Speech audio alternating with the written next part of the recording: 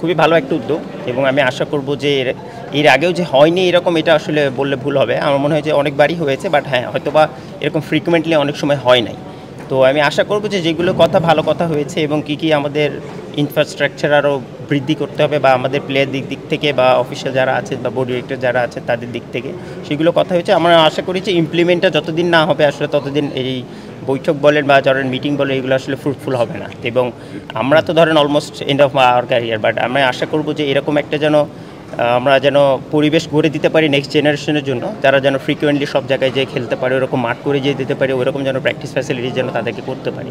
কারণ এখন world cricket যত দূর এগিয়ে গেছে আমরা বাংলাদেশ তাদের থেকে অনেক পিছিয়ে। তো এই দিক থেকে যদি আমরা সেই সাপোর্টটা দিতে পারি তাহলে ডেফিনেটলি আমার মনে হয় যে আরও এগিয়ে যাবে বাংলাদেশি ক্রিকেট। আচ্ছা, আমাদের মতো মানুষদের এবং যারা সমাজে অন্যান্য মানুষ আছে, তো এটা অবশ্যই আমাদের একটা অনেক বড় দায়িত্ব এবং রেসপন্সিবিলিটি। সেদিক থেকে যদি আমরা একটু তাদের জন্য হেল্প করতে পারি এবং সেটা হতে পারে মেধা, সেটা হতে পারে শ্রম, সব কিছু দিয়েই, এবং সেটা তাদেরকে ইন্সপায়ার করার মতো যদি একটা পরিবেশও আমরা করে দিতে পারি এবং তাদের ফ্যাসিলিটিসটা যদি আমরা ইনশিওর করতে পারি, আমার মনে হয় অবশ্যই এই ক্ষেত্রেও বাংলাদেশ অনেক দূরে এগিয়ে যাবে।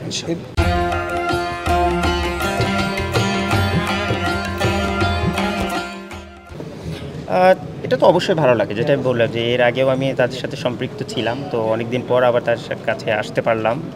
খুবই ভালো লাগে, বাট একদিক দিয়ে অনেক কষ্টও লাগে, কারণ যেটা আমি এর একটু আগেও বললাম যে তাদের ফ্যামিলির স্ট্রাগলটাও ডিফারেন্ট।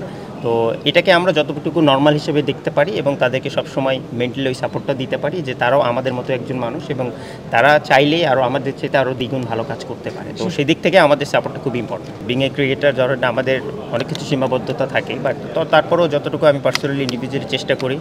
আর যেটা আপনি বললেন যে অবশ্যই এটা যার যার দিক থেকে যতটুকু সক্ষমতা আছে সেই দিক থেকে যদি সবাই একটু হেল্প করে তাহলে হয়তো বা একজনকে দেখে আরও 10 জন এগিয়ে আসবে, যেটা কিনা আমাদের জন্য খুব ইম্পর্টেন্ট। তো সেই দিক থেকে আমি চেষ্টা করে যাই এবং আমি আশা করব যে যারা আছেন এরকম সমাজে অনেকে এরকম ব্যক্তিত্ব, অনেকে এরকম বড় বড় ইন্ডাস্ট্রিজ আছে তারা আসলে চেষ্টা করবে এবং তাদেরকে এই জায়গাটায় অনেক হেল্প করবে।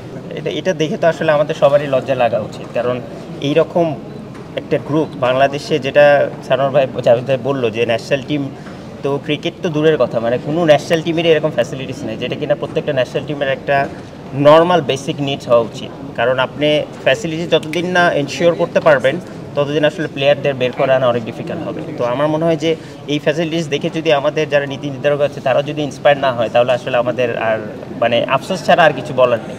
না, অবশ্যই আমার মনে হয় যে লাস্ট যদি আপনি খেয়াল করে দেখেন তারা প্রতিটা স্টেপে নিজেদেরকে আরও অনেক আপগ্রেড করছে। তো আমার মনে হয় যে শুধু ক্রিকেট, আমি ইভেন শেখ জামালে হয়েও 1 বছর খেলেছি, আমরা চ্যাম্পিয়নও হয়েছিলাম।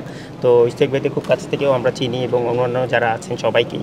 তো সেই থেকে বলবো যে অবশ্যই তারা ফ্যাসিলিটি যেভাবে করে গ্রো আপ হচ্ছে ডে বাই ডে, আমি মনে করি যে এখান থেকে আরও অনেক বেটার ফ্যাসিলিটি ইন ফিউচারও হবে। ইন্টারন্যাশনাল গ্রাউন্ড হলে হয়তো বা আমাদের যারা ক্রিকেট প্লেয়াররা আছে তারাও এখানে এসে খেলতে পারবেন, বেস্ট ফ্যাসিলিটি।